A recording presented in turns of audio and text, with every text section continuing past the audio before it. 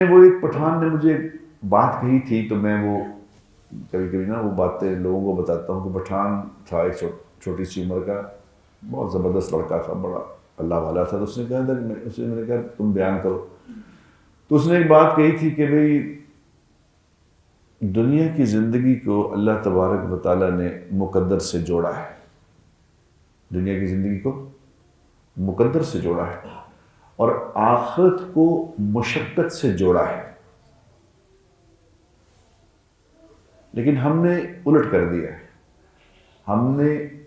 دنیا کی زندگی کو مشقت سے جوڑ لیا ہے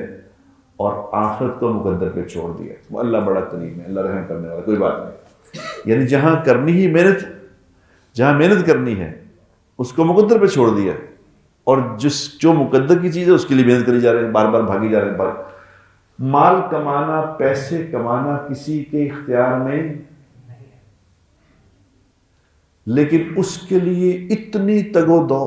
اتنی محنت، اتنی پلاننگیں، ہر دفتر کے ہر جگہ پہ ایک ہی میٹنگ ہو رہی ہے کہ مال کیسے کمانا،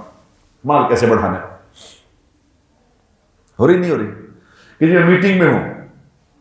صاحب سے بات کرو، صاحب میٹنگ میں، کس میٹنگ میں ہے؟ مال کیسے بنے گا۔ اور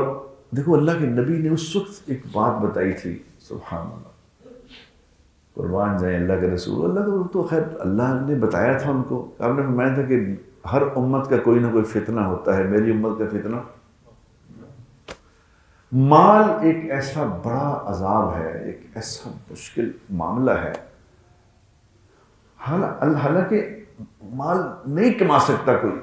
اللہ نے قسمت میں لکھا تو یہ ملے گا، مل جائے گا، اس کے لیے اتنا بھاگنے کی ضرورت نہیں ہے، اتنی پلاننگوں کی ضرورت نہیں ہے، اتنا دھوکے دینے کی ضرورت نہیں ہے۔